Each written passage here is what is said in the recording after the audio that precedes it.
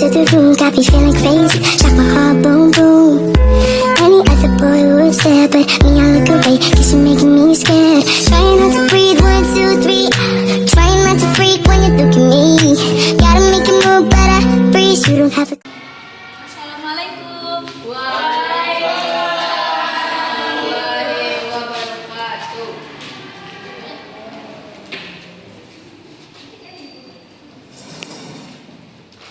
Apa kabar anak-anak ibu?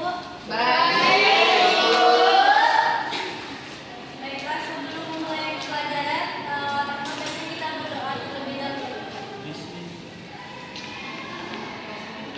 Baik, sebelum kita memulai pelajaran, mari kita berdoa dimulai.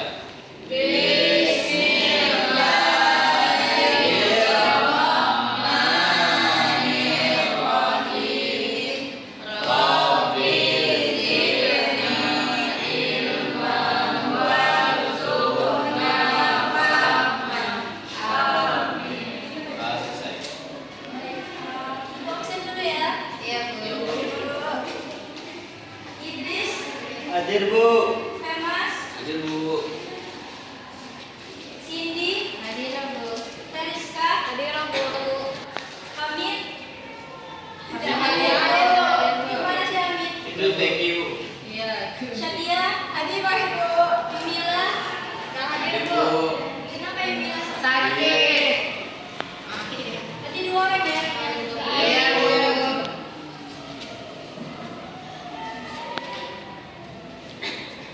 Baiklah, kita mulai pembelajaran kita. Materi kita pada hari ini yaitu mengenai bab 7. Ada yang sudah buka bukunya? Apa judul kita pada hari ini? Indahnya ketetapan Allah, Bu. Indahnya ketetapan Allah.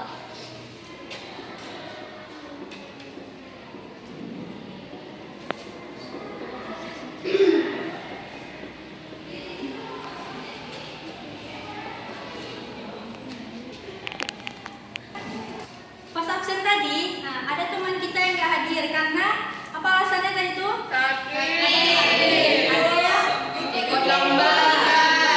Nah, dari yang sakit. Nah, sekarang hari ini kalian hadir di sini. Hadir dong. Nah, itu semua bentuk dari ketetapan Allah. Dalam Islam, ketetapan Allah ini dikenal dengan 2 istilah, yaitu qada dan qadar. Jadi qada itu adalah ketentuan Allah.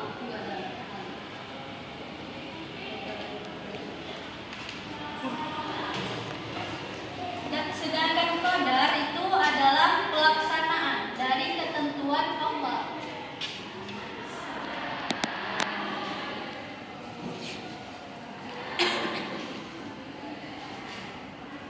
Jadi ketetapan Allah itu sama dengan rencana Allah. Jadi jauh sebelum kita dilahirkan ke dunia ini, Allah itu sudah merencanakan mengenai kehidupan di dunia ini. Contohnya seperti kapan kita dilahirkan, jenis kelamin kita, siapa orang tua kita, kapan kita meninggal. Nah, semua itu sudah diatur oleh Allah jauh sebelum kita ada di sini. Contohnya misalnya Cindy sudah ditetapkan oleh Allah hari ini dia akan sakit gitu, demam, tapi walaupun begitu dia tetap bisa masuk sekolah gitu.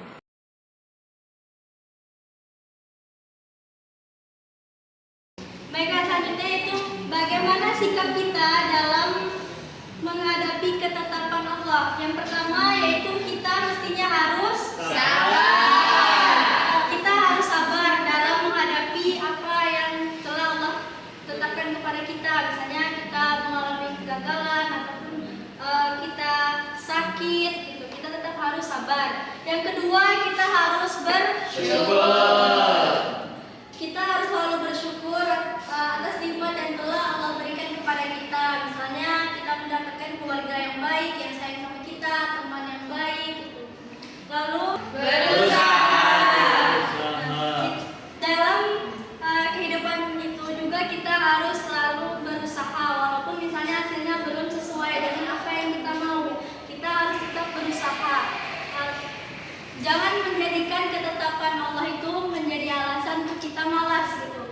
sesuatu yang belum menjadi hasil sekarang masih bisa kita usahakan di lain waktu.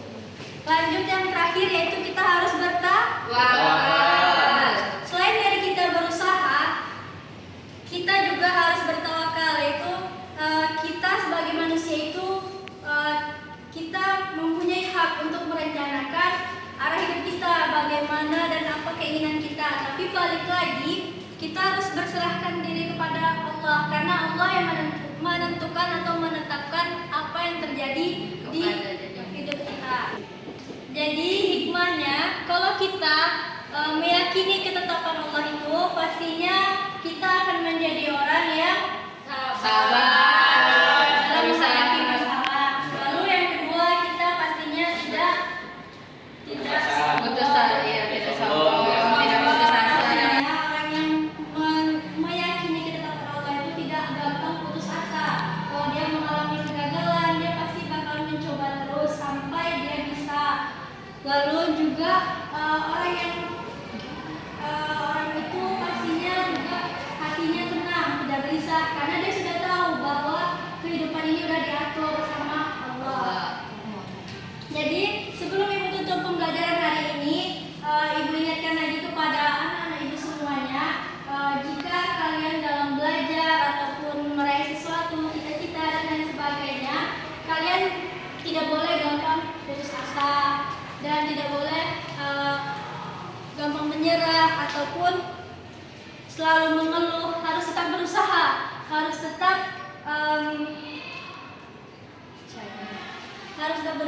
percaya diri, optimis bahwa semua yang kalian dapatkan pada hari ini, apapun yang kalian lakukan, itu pastinya ada hikmahnya di balik semua itu. Kalau misalnya hari ini gagal, mungkin dari kegagalan itu kalian bisa memperbaiki lagi apa yang salah dari hari ini, dan mungkin dari kegagalan itu menjadi pengalaman yang membuat kita menjadi lebih baik untuk kedepannya. Baiklah, cukup sekian pembelajaran kita pada hari ini.